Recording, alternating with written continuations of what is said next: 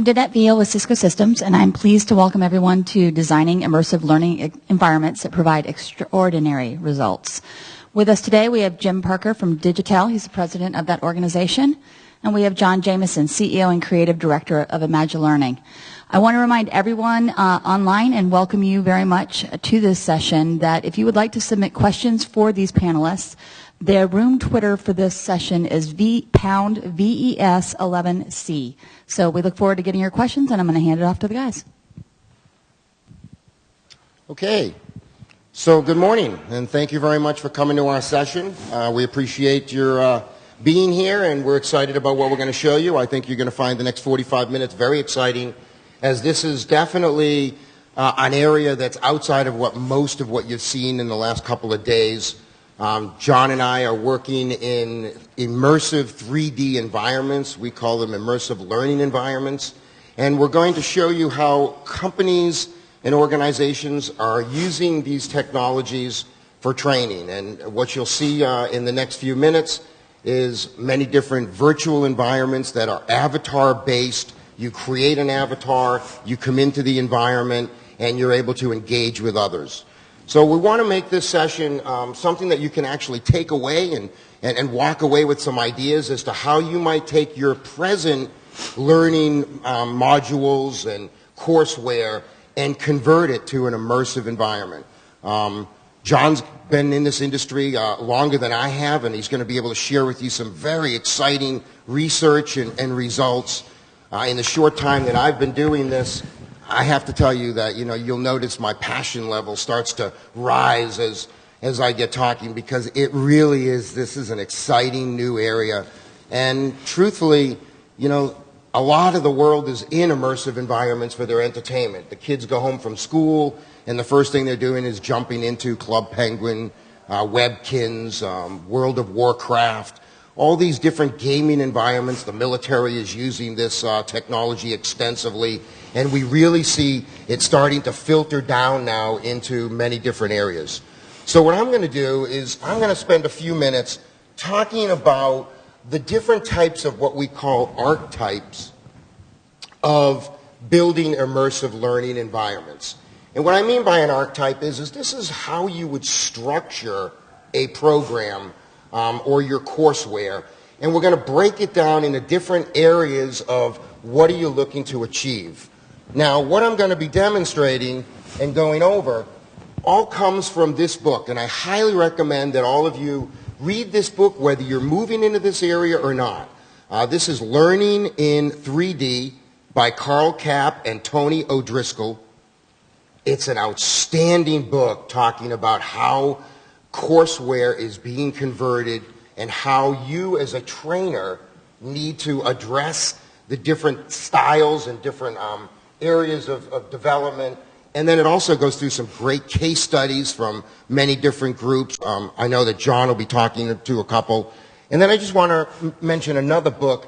This is Training and Collaboration with Virtual Worlds, and it's by Alex Heifetz and Gary Woodall. Sorry, I don't have my glasses on, so it's a little difficult. But please come up later on if you want to check these books out. But I highly recommend. They've been very effective in what we're doing. And, it's interesting. Before I get started, I want you to know that clients come to us with all different kinds of great, crazy ideas. I want to build a train wreck that's on fire, and we want to build simulation. And so this is an area that it may take weeks, months to wrap your arms around these types of concepts. So let's go ahead and talk about some of them. So the first one I'm going to talk about is avatar persona. And so this is the ability for you to take on a role, the role of a different character. This is a project that we built for K through 12. It allowed the kids to come in, create an Indian avatar, select the tribe that they actually wanted to be part of. It created the headdress and everything related to that tribe. And then the kids come into this environment and are able to build a longhouse. They're able to come into a longhouse. And if we get some time later on, John and I are going to jump into a couple of environments, and maybe I'll take you into the longhouse.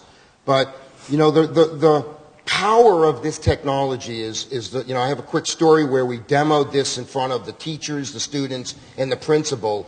And my brother Steve, who's in the back of the room, and I were in the room when the kids were able to first come in and create their avatar. And we had it up on the smart board in the classroom, and the kids were able to walk in. And the teacher, as we walked into the longhouse, the teacher turns to Steve and I and says, "Wow, I've never been in a longhouse like any of us have." But that's the reality of this technology. It immerses you in space so that you feel like you're there. And Steve turns to her and says, "Well, you still haven't been in a longhouse." And she kind of looked at us and went, oh yeah, you're right, but boy, I feel like I'm there.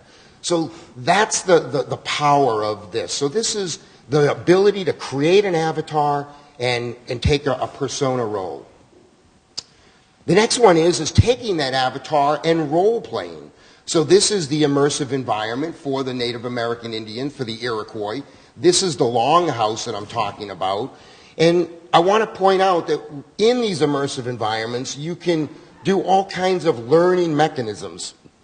So as you can see, there's a panel there, and all of these stretched leather eyes are all information panels. And the kids have to come into these environments.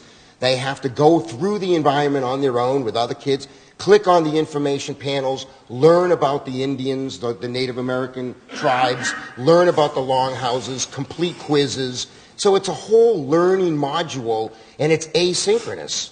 So this gives them the ability to come in, go through. They may get a 70 on the quiz the first time. They can come back in, and it really provides them with the ability to get engaged in the environment.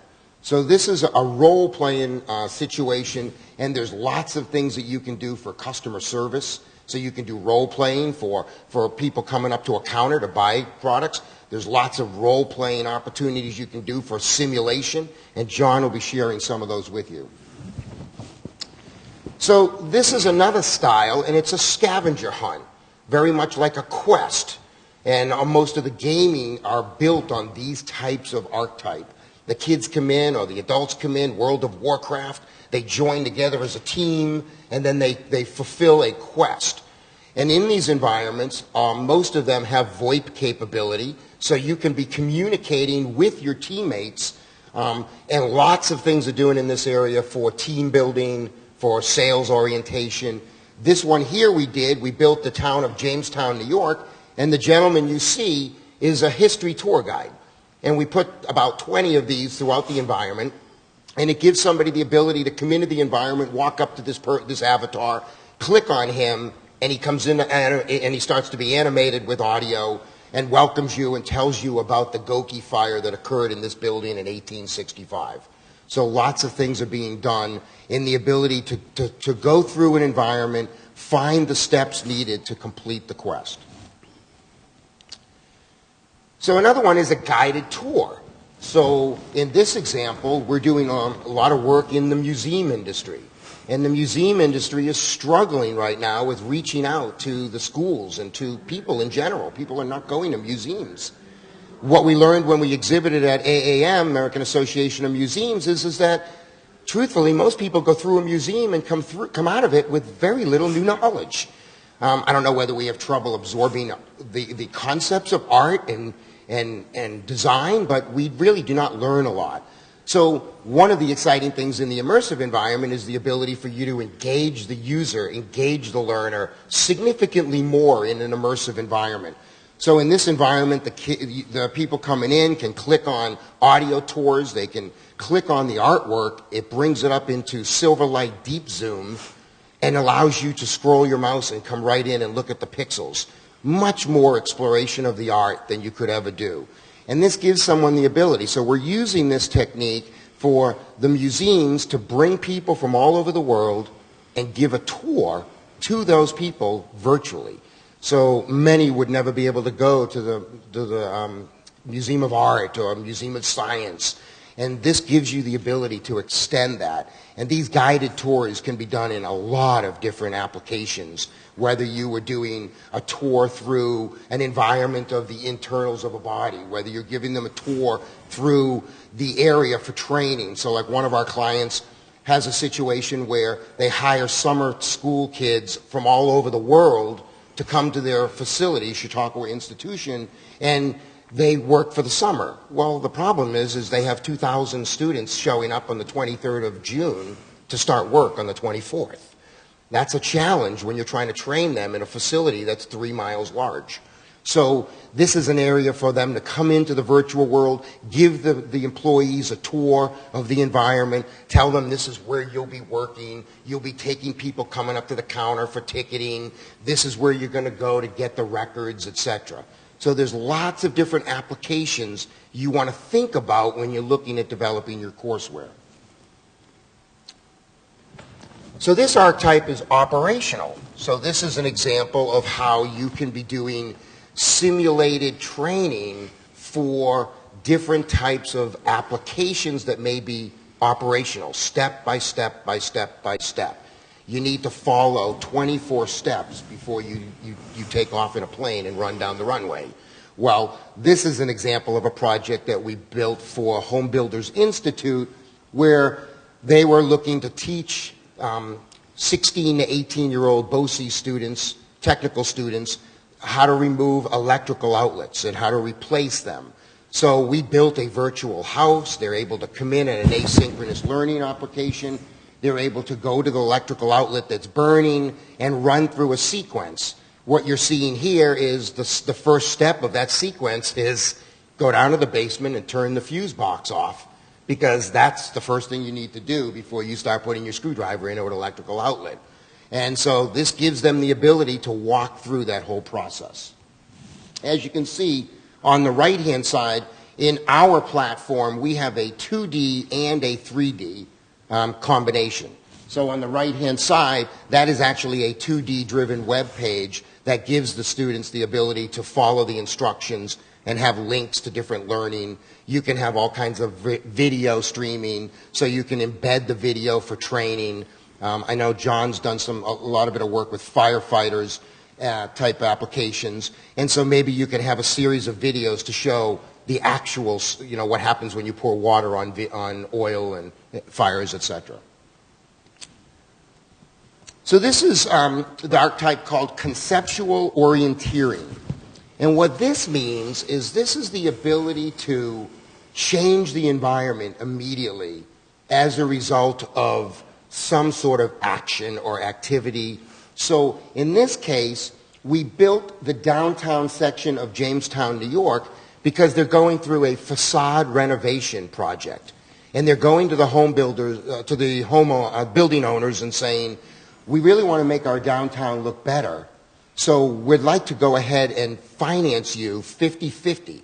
If you're willing to put $10,000 up, we'll put $10,000 up, and we'll make your building look better. In this situation, the picture on the left shows the dilapidated state of the building now, broken windows, awnings all torn up, etc. They use this as a tool to show the building owner, this is what we want it to look like.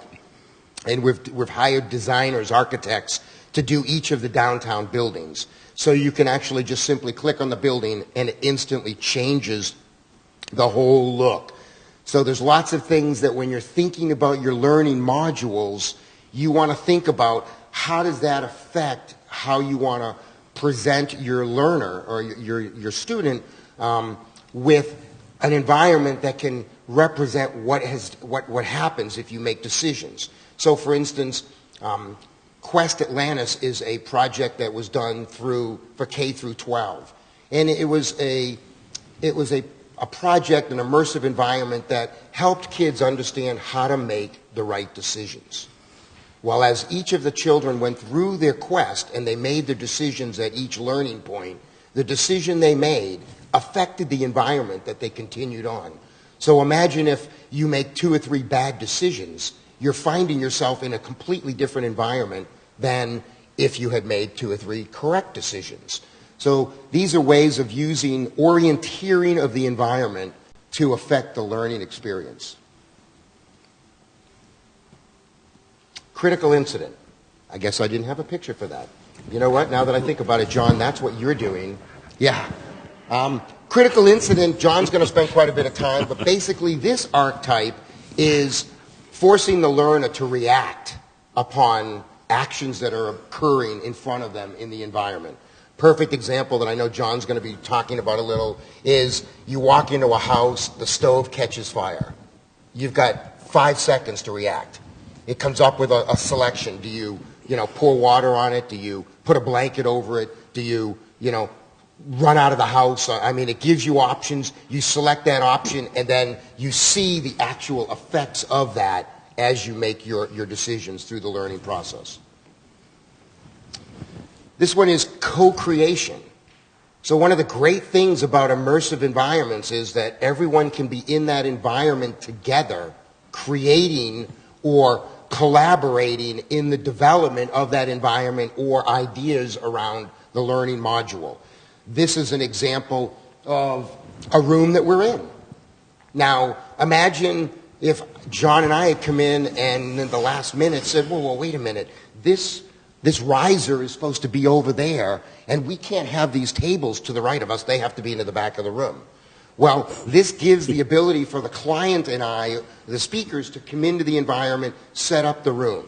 So yesterday we met with the Massachusetts Convention Center, and they're looking at the opportunities of building their convention center for companies like the drayage, like Freeman and them. If they come in with the client, they can walk through the facility. They can see where they want to put their risers and where they want to put their banners.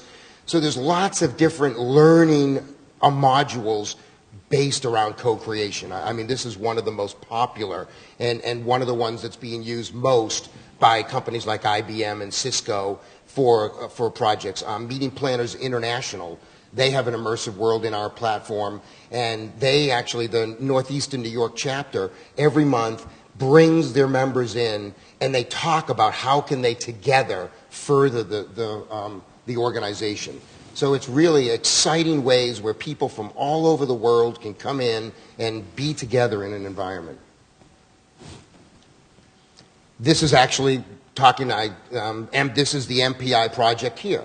And so they come in, and each of these areas are separate VoIP zones. And what I mean by that is there's no other technology that would allow you virtually to be in one area and then walk over and step into another area and be in a completely different voice communication. So in this instance, these are small group discussions based around membership, finance, leadership. It's the classic example in a conference where you would have a ballroom with 10 different tables, and each table had a little stand on it with finance, banking, or whatever. You'd go into the ballroom, sit around that round table, and talk about that subject. That's what MPI is doing here by bringing people in. Oracle used our platform for a very similar situation. Their mergers and acquisitions team came into an immersive world. They had 55 executives from around the world, and they were able to break into small groups, talk for 15 minutes, come back to the auditorium, and discuss their collaborative group discussions. So these technologies give you so much power to bring people together. Speaking about that, Steve and I exhibited at ASTD earlier this year, and that was the #1 thing we heard from corporate America. We are struggling with bringing our people together. We spent the last 5 years giving the flexibility for people to work remotely, to have teams across the country, across the world, assuming that the economy wasn't going to collapse and you weren't able to bring those people together.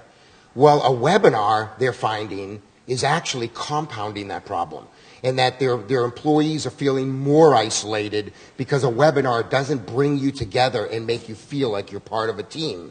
When you bring people into an immersive environment, you immediately feel like you're part of something. And that's where I see the power of this technology that hasn't been embraced yet, but it will as the engagement levels of these types of technologies are forced to enhance the experience. This is group forums. So we talked about little groups. This is an example of how you can bring together lots of people. This is a project we did for the Society of Financial Planners. We streamed it from this hotel at the MGM. We stream it into an enormous auditorium. It can hold several hundred people. All of these avatars were financial planners from around the world. They all came in. There was 400 people in the live audience, and there was 180 people in the virtual audience, and they were able to engage in each other. Kristen Foldvik has given a presentation today from Special Library Association, and if you have a chance to go to her seminar, I highly recommend you listen to the experience that she had when she used an immersive learning environment for her conference education. It really was, to me, the tipping point of realizing this is where everything is going. She had 110 librarians in her virtual world for a 4-day conference from 8 o'clock to 4 o'clock, all 4 days, and she didn't lose one participant. It was amazing to see the passion that these people were developing in the world. Comments that came back, and if you stop by our Digitel booth, I have a stack of the survey that SLA sent out to their members. And if any of you, are meeting planners, you want to see this survey. 42% of the attendees in an immersive environment said they were more likely to attend next year's conference. 62% of the participants preferred the immersive environment than a simple 2D. Some of the comments that were made were, I made contacts immediately. I felt like I was part of a community. I felt like I was there. This was as good as the conference minus the gumbo. They were in New Orleans. So, those are the things that create passion, and in my opinion, you want to really, really address your online community. You need a small group of passionate people to take your online activity to last 2 years, 4 years, 6 years, 8 years. So, sometimes delivering a simple 2D experience isn't going to create passion, and it may result in a diminishing attendance of your online activity. And you may come to the conclusion, wow, people don't want to come to my conference online. And that may not be the case. If you ran every one of your annual meetings in Topeka, Kansas, and if you're from Topeka, I apologize, but the reality is if you ran it every year in Topeka, I bet you would see declining attendance. Whereas if you run it in Hawaii and San Diego and Orlando and in Las Vegas, why? We're here for the experience. And John's going to speak to the brain and how we absorb this environments. It creates an experience that's unlike anyone else. I felt like I was in a longhouse. Well, we weren't. So those are part of what you want to address. If you don't have a good experience, you're going to lose your audience. This is the example of social networking.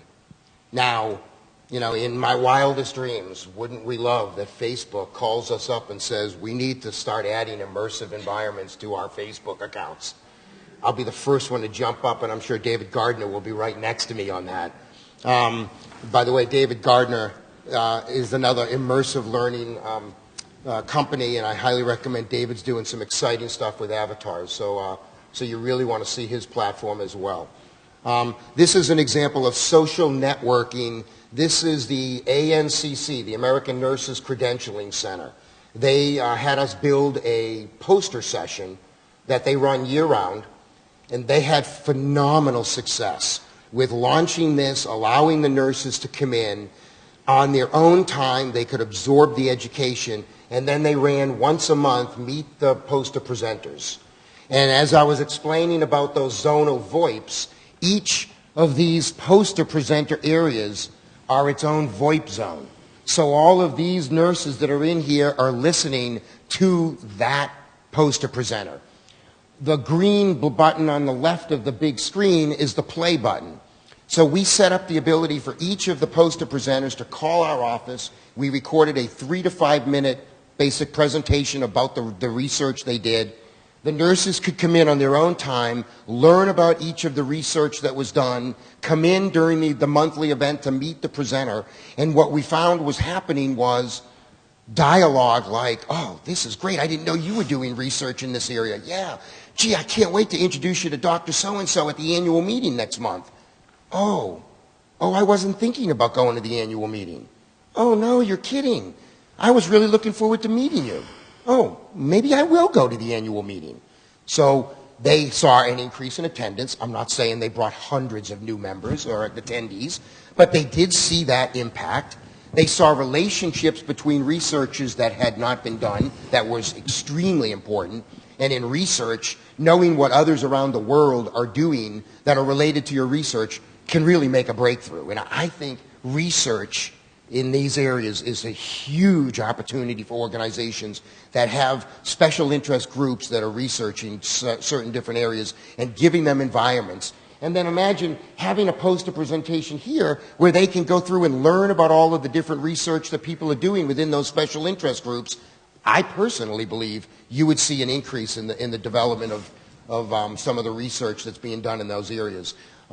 This poster presentation ran for 3 months. They decided to leave it open for the whole year. They have doubled the number of poster presentations they're doing for next year. In fact, ANCC has embraced this immersive technology so much, they had us produce what's called a machinima. And a machinima is a movie that you produce inside of a virtual world using avatars and environments. John, do you do much in machinima? Mm-hmm. And so we shot a movie of the executive director and the director of education, and they opened their general session up with it. And it was just, they were talking in the poster session, and they were saying, oh, isn't this great? I'm so glad that all of the people came to our poster session. And then the avatar looked up and went, oh, I didn't realize we're at the general session. And then the curtains opened up and the 2 women walked out onto the podium. But there's lots of different things. They're talking about building a hospital of the future. So their theme for 2011 is the future is here. So they're looking at us building a whole facility of what's the hospital of the future. Lots of different ways you can use immersive environments. And with that, I'm going to end and I'm going to turn it over to John. Those are the different styles. John's going to show you a little bit of what he's doing.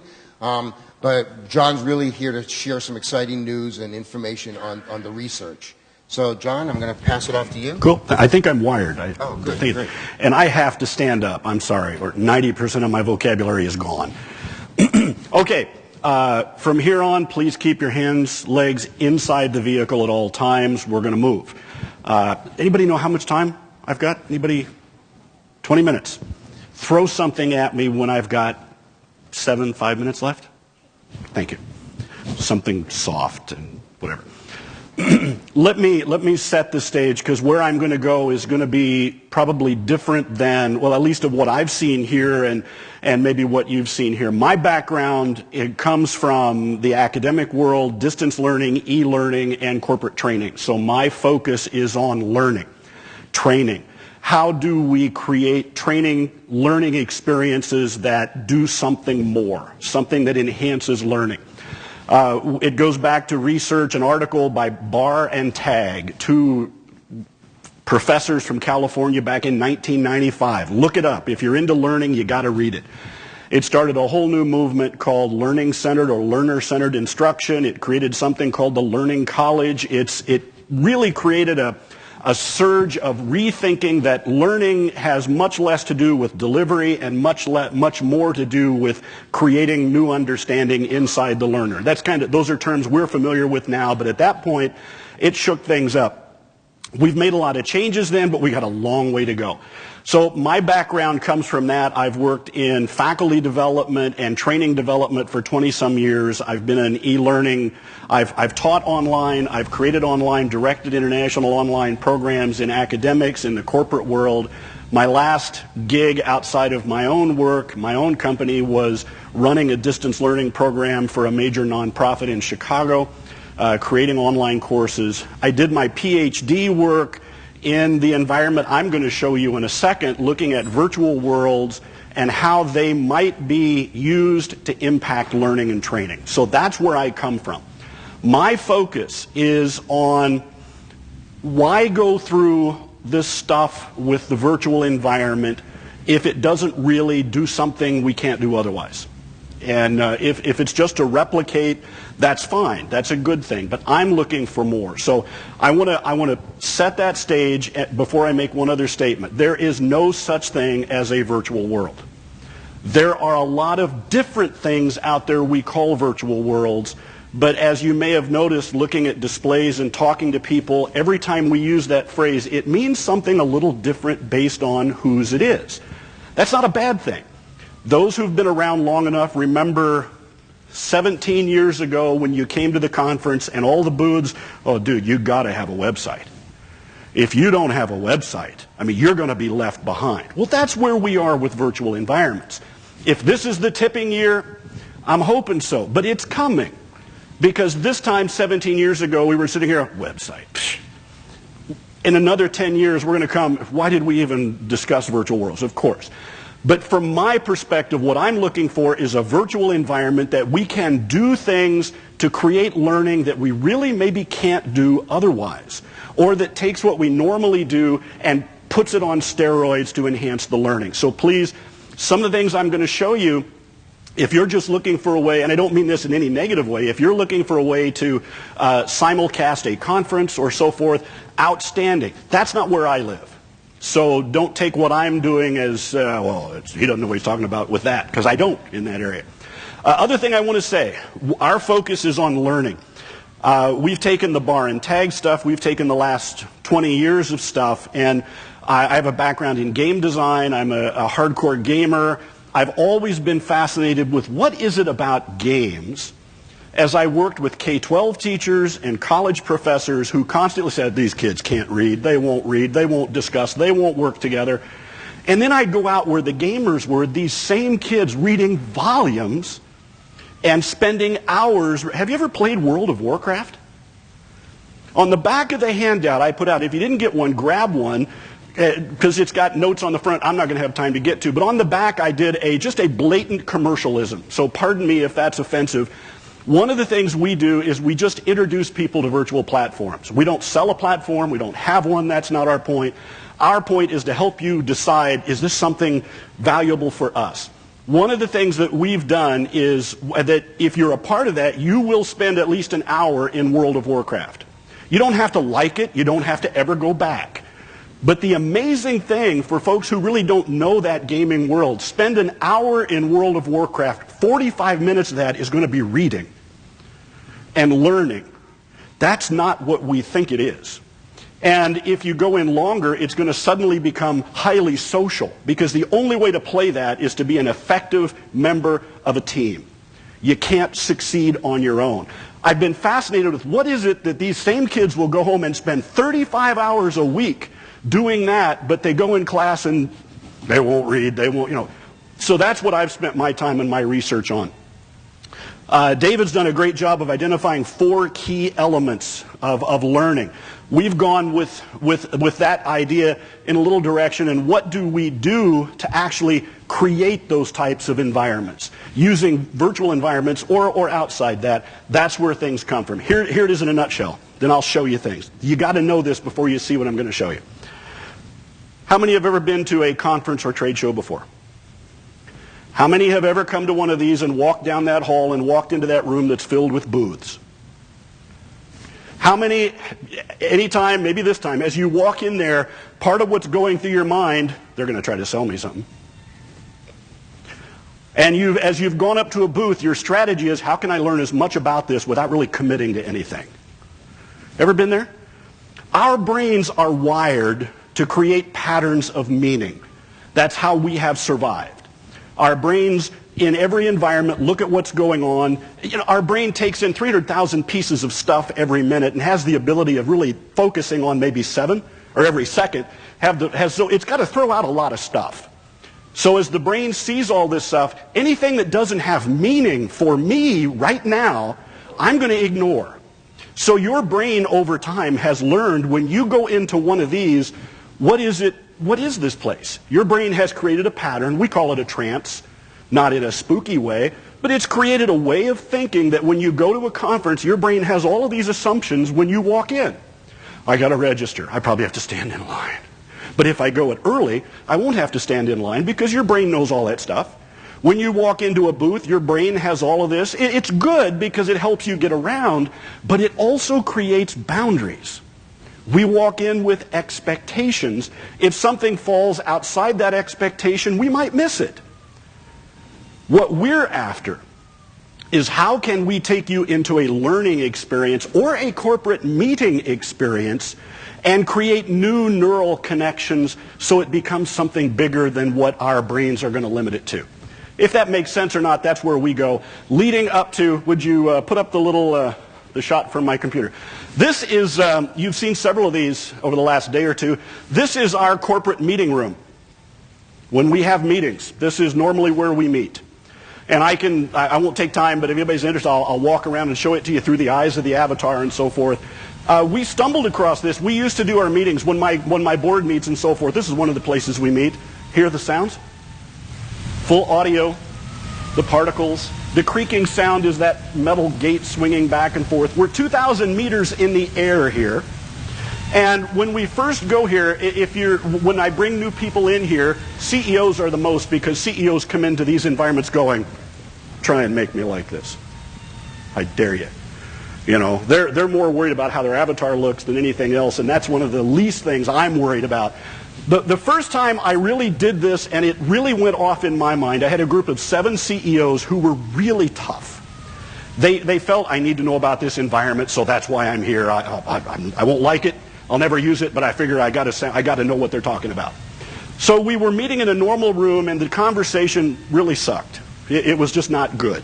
So partway through it, I said, hang on, and I teleported them up here. They appeared on that platform where you could just barely see my little avatar standing there. And I said, now guys, we're going to talk, but a word of warning, don't wander around too much, because if you go off the edge, you're going to fall 2,000 meters to the ground. We'll bring you back, but just be careful. So they're all going, yeah, well, big deal. We went on, and the conversation dragged. 2 or 3 minutes into it, sure enough, somebody went off the edge. It went dead quiet. And one of the guys in the group, he said, oh my God, that felt just like it did this week at work with the layoffs. And you know, the whole thing changed. We went to a level in that conversation that group had never gone. And I got really thinking about that, and really thinking about what happened there. We were in a meeting, but this is not what their brain associated with the meeting. The brain was, one of them said, God, I feel wet. And there's no water. It's particle effects. It's zeros and ones. Another one said, I gotta leave. I'm seasick. I get seasick. And he would see another one who was really afraid of the water, couldn't swim. He said, I'm sweating so much, I think I'm going to jump off. But that really struck me, that it changed the whole flavor, and we went places in that conversation this group had never gone. And from there on, that group went places and looked at this whole thing very differently. I'm not saying they all decided to stay in the virtual environment, but they have an understanding of what's possible here that they never had. Okay, you can take it back if you would. Thanks, guys. There is a reason you don't find PowerPoint on cave walls, in the cave paintings. Go through the caves in France, you find lots of drawings. It's rare you're going to find this, where you got PowerPoint and so forth. Our brains prefer images. Our brains like pictures. Matter of fact, we know now when you're reading something, your brain is actually, it's not reading letters. It's looking at the shapes, the pictures there, and then going through that interpretation process and learning that a stick with oh, that's an R. That sounds, okay. It does it very quickly, but that's how our brains work. Our brains want visual. They want that basic modality stuff. What do you see, hear, taste, smell, touch? So that's really what's driven us. This is the much duller. I'm glad we could connect. This is the same environment. But if you noticed here, we're standing here, there's visual, everything's moving. When you're inside the avatar looking out through it, you are there. And you can look around and water's splashing and sounds and the 360-degree sound and so forth. It's communicating with the brain. Our brains, for those who had bad experience with water or whatever, this triggered things that would never have been triggered in a normal meeting room. It created an emotional connection that now we have connected business conversation with a part of the brain and a part of the memory parts of the brain that never would have been connected. So we have increased the probability of remembrance and recall. And we've had instances now. I got an email later, about 3 months after this. One of my guys got an email. I got an email. He said, was with my family vacation on the beach, and I was out there and got hit by a wave, and suddenly I thought about that meeting we had. Dude, that's a win. This is a cool scenario, firefighting. And I do my work in Second Life. I don't work for Second Life. I don't promote Second Life. The key to me to a virtual environment is it all starts with what do you need? What are your objectives? What is it you're trying to accomplish? And there is a virtual environment that will address that for you. But you got to first decide, what is it I'm after? I'm after an environment that's alive. I have an environment that it's daytime, it's nighttime, things are always moving, it's very fluid, I can create things on the fly, it's a global audience, I've got people from all over the world that I can interact with. That's what I'm after. Some folks, one of the guys that's working with Jim is doing awesome stuff that Mark was supposed to be with us, is doing some amazing stuff in the virtual environment using Jim's platform. But what he was after is more of a closed space. What he does is more prepared ahead and canned, and that's not a negative, but he does the same thing over and over very successfully. He found the platform that he needed to do that. That's the key. But it starts with, whoa. I was just showing that's just Mark. Oh, okay. Thank you. Yeah, that's Mark's area, and Mark does the kind of stuff, doing training on corporate negotiations, legal negotiations, leading them through activities. If you agree with this, stand here, and this kind of thing. Wonderful stuff, making lots of money at it. I'm very jealous. He went through our training 2 years ago, and it was up on that platform in the middle of the water that Mark went, oh my God, I get it. And things began to blossom. But this is a firefighting simulation that we use, and this is actually used to train firefighters. It was created by firefighters. The fire you see actually grows and burns in relation to what it's touching. So if it's touching wood, it knows that, and it burns in one way. If it's a wood fire, or paper fire, or oil fire, it knows that and behaves accordingly, grows accordingly. The fire truck, well, it's fully scripted. You actually start out at the fire station, put on your gear. You can see me right there with my tank. The tank has a little meter on it measuring if I'm safe and if there's poison gases. Very authentic. I pull the fire truck up. I get off. I have to hook the hose up to the hydrant. It's fully scripted. We start fighting the fire. If I pull out a water hose on a gas fire, I'm in deep trouble because the system knows it and does that.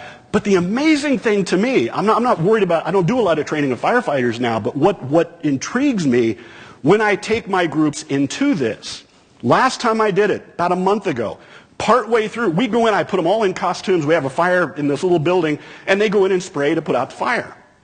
I had 7 people in this last group. 3 of them disappeared halfway through the scenario. They just were gone. And I figured, they don't like it, they got mad.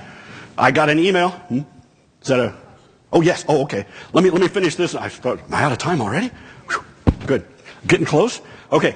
But what happened, I got an email, a lady emailed me later, and she said, I had a bad experience with a fire when I was a kid. This brought all the flashbacks. I had to get out of there. Another guy emailed and said, I was having such a hard time breathing because of all the smoke. I panicked and actually reached over and unplugged my computer from the wall because I couldn't handle the smoke. There's no smoke. He was sitting in his den in Maryland, but what it communicated to the brain. I want to know how we use that more to enhance learning. This is a step. You can barely see it here, but in the timber there is what's known as a wild tarsk. It's a mythical beast from medieval or Gothic times, however you want to do it, but it's kind of like a wild boar. It's a nasty little booger, bright red eyes. If it sees you, it's going to attack. But in Second Life, I don't want to touch anything here. It's right in there. In Second Life, if you have a bow and arrow or something, you can actually kill the tarsk, and when you kill it, you butcher it, take meat, take it over to do something with it. One of the things we do in our groups is you have to go kill a tarsk. Because by doing that, you're learning how to control everything, you're learning more about how to move around in the environment, you're learning how to attach things, all these really cool things we can do with learning. We used this last week, the timing was great. One of the members of the group said, I just can't do this. And everybody said, what can't you do? She says, I'm not going to kill an animal. She said, my stomach hurts. I can't kill an animal. And it took us all in another direction. You're not killing an animal. You're clicking on zeros and ones. But in her, the connection it made for her was a visceral reaction that this is real. The brain does not distinguish. This is what we've learned that's amazing. John Medina has done a lot of research on this. It's amazing stuff. The book's out. Everybody's an expert on brains and learning now because of the books. But what we've been watching on this is when you're in an experience that's created authentically, the brain does not stop and go, this isn't real. The brain takes in the data and goes, my God, there's smoke. And then the frontal lobe kicks in and goes, ah, yes, but I'm sitting in the den. After we've already unplugged it. So just think of what we can do with learning or selling people at a booth at a conference. Why in a virtual world, I really have a question here, it's a legitimate question I'd like to ask for the conference.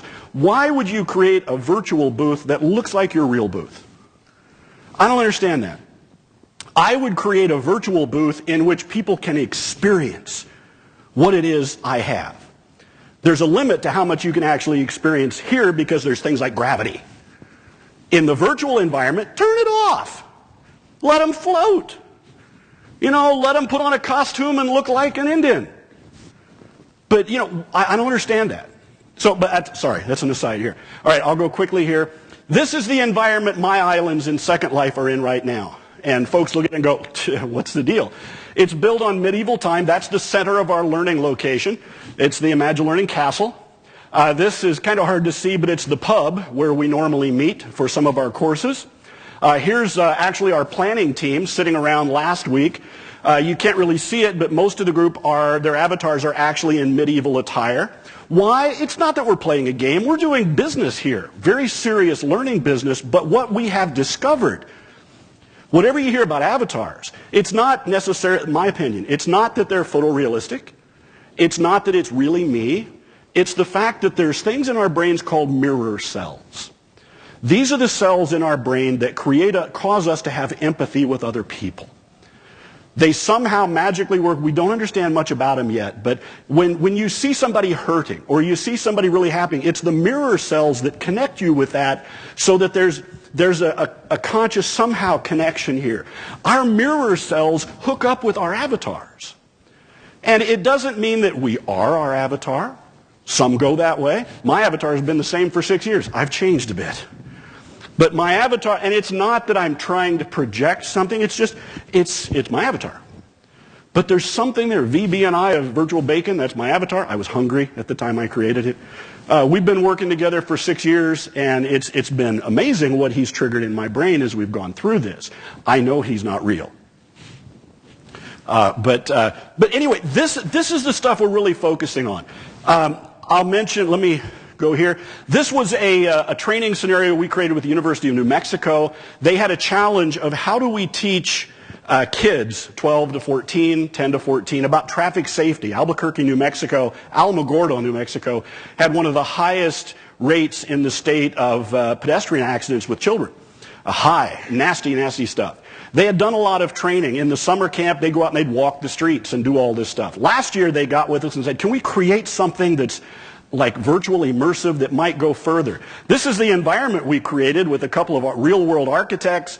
This was a simulation we designed that the learners came in world in an avatar, and they were met by a giant floating face named Eileen, who was from another planet, and her child avatar, her child was lost and needed us to help get her child back to the mothership that actually happened to be in the science center that was modeled after the science center in Alamogordo. So the kids there went, dude, this is us. And the whole task of the simulation was this little bot came out, talked to them. You know, he was about 12, 13 years old, real wiseacre, cool kid. And they had to help him make decisions how to get back. You can kind of see arrows. They had to decide, okay, it's here across the street here, I'm ready to go. And, you know, do you wait for a light? Do you look left, right, left, whatever? We found that time on task here, kids came back to this 8, 9, 10 times going over the same stuff. That's not bad for learning. Repetition's a good thing. But this is just one example of the kind of thing there. This is my favorite. This is a bowl of oatmeal. The learning model that we've developed over the last 7 years that I'm calling transformational learning, trans with a C, because our whole point is to create experiences that take the brain out of the normal state of learning. We all know how to learn. Not all of us know how to learn well. We've all been learners all of our life. I've got some pitiful learning memories from elementary school. The time I drew the apple, the teacher held it up and said, he thinks this is an apple. You know, that does things to the brain. We've all had those experiences. So whenever I go into a learning environment, all those things kick in. And if I'm at a conference and somebody says, I want you all to draw something, my brain goes, you can't draw. Dude, remember? 4th grade, the apple? So I don't want people to trigger those memories. I want to put them into a learning experience that the brain doesn't automatically go into that trance state. We were talking about transformational learning. Somebody said, did you realize your 7 steps, the acronym, if you rearrange them, is oatmeal? And I thought, how cool is that? So I clicked on a couple buttons. I created a bowl of oatmeal. And we all started the rest of that session. We sat around a bowl of oatmeal. 2 of our members decided to float in the oatmeal. This was a year or so ago. We still talk about this. They still remember. They remember every one of the 7 letters, what they stand for. Because we were sitting, and the cool thing was Cheryl Lynn. Hi, Cheryl Lynn. She's probably here. Cheryl Lynn, the one closest to us here, she said, you know, I'm really feeling warm. This is so relaxing. Yeah, that's kind of strange. But she's from St. Louis. What are you going to do? But this is what intrigues me. So this is where my mind's going. Yeah, let's do some questions. This is the environment. Okay, questions, answers, whatever. We'll come to questions, you do the answers. Thank you. Yes? I have one here that... Thank you. In a virtual space, do our brains want a familiar visual environment, or is the preference for abstract to allow for idea expansion? You want to repeat that? Yeah, the question is, in a virtual environment, do our brains prefer a familiar, more realistic environment or something less? It's a wonderful argument. It goes on constantly. Our approach is it's a transition. When we first bring people into the environment, this is what my dissertation, we start out at a familiar place. The first time they come in, we meet in a more traditional environment because you're comfortable. We know, we create a room that looks like this. It's smaller, but you come in and you kind of know, okay, I don't know how to sit down, but I know what I got to do is sit down. But as soon as possible, we'll start to expand on that. So our goal is to get out of that as soon as we can. But it does help to start there. And from our perspective, we were working with conference people and professionals 40 and older, so we felt that the last thing we wanted to do was bring them into a foreign environment with a foreign technology. And we haven't got to the point where we would bring them. Most of what we do is streaming a live session into an auditorium. So we felt that the environment should be familiar. But I will say that after more development, it is apparent, the more you can make your environment something that the brain triggers in a memory, like when you're driving down the highway, you hear a song that may have come out in 1976, it triggers memories from that song. Well, the environments are the same type of reaction. And Mark Jankowski, who John was talking about and was supposed to be with us, is having phenomenal success with creating environments related to the stories he's telling in his negotiating training. And people are coming back a year and a half later and saying, you know what, Mark? I've attended 5 courses after yours. I can't tell you a thing they've told me. I can still tell you word for word what you shared with me a year and a half ago. And the only thing we can think of is that our brains trigger like John is saying, and it recalls our memory so that we can remember what's being told. And any of you that are interested, Mark Jankowski is with Virtual Training Partners, and they're doing some great work out of Baltimore. And so, certainly feel free if you want to touch base with John and I, we can put you in touch with Mark to learn about what they're doing. But he's doing a lot in corporate training, negotiation training, etc. The phrase has been used, the cement of learning. If there were a particular thing that could cement learning quicker than anything, it is emotion. If we can create an experience that triggers an emotional response, it bypasses the rational filters that our brain normally uses. That's why an experience like the firefighting, like being up in the water or up in the sky, it will bypass those normal frontal lobe filters, and it releases the dopamine that we're after, and it creates a connection that is there. That's why we can remember things years back, and most of them are those more emotional experiences. They're cemented. Are there any questions here? I know we're running out of time. I'm sorry. I thought I was passionate. John, I love it. Just don't get me started. Beautiful. But I mean, so are there any questions from the audience here? I'm assuming there's no questions because it's just a challenging thing to wrap your arms around. I mean, I have to tell you, I've been doing this 4 years, and I still... clients will call and will be like, wow, how are we going to take geometry or algebra and create an immersive learning environment related to algebra? So these are the things that people are working on, and people like John and I and Mark, and we hope you folks will help us understand how to do that. Are there any other questions virtually? I Yes. I have a question about the cost involved Sure. in setting something like this up. Mhm. How cost effective is it for a corporation or association to use this? my, You want to start on that? my answer would, and it's going to sound like a cheesy answer, it depends on what you want to do. It depends. You could do it for nothing. You could go to Second Life, set up a free account, go in and spend a couple hours to learn how to build or find, there's people who build stuff for nothing. You could put on a lot of stuff for absolutely no cost whatsoever. And from our perspective, If you want to do it that way. From our perspective, what we've done in development is because we know we work with 90 organizations, we've created the environments that we can duplicate That's right. in our platform. So really, for you to run a conference session like this, like the photos, it's very inexpensive. The environments are already built. We duplicate it. Our environment, fortunately, has the ability for private worlds, because I did not want fairies to be flying into the American Academy of Family Physicians meeting. So we have private worlds with Why not? private... Well, Think of what that might spark. We'll get to another. So we have the ability to set up private worlds with your own entrance pages, with full security, and we can duplicate those worlds. So, for instance, we're looking at building environments, and then we can make 100 of those for 100 clients. So it is very reasonable. Now, if you come to us and say, I want you to build this environment customized for me, it's a... Obviously, that is. Yeah. But, I mean, still, you'd be amazed at what modelers and that can do these days fairly quickly. I taught in Second Life Oh. virtual reality. Okay, Perfect. good. 8-hour class. Oh, good. And it was a phenomenal experience. We gotta talk. That's great. I told my son that I was going to be teaching. He just couldn't stop laughing. But it was incredible. I co-taught with someone from another city. And That's great. wonderful experience. That's great. Any other questions? Yes.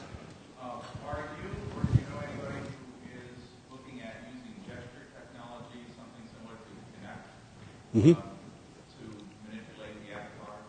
There's a lot of work being done right now. I was talking to a guy the other day who uses his Wii controllers to move around Second Life.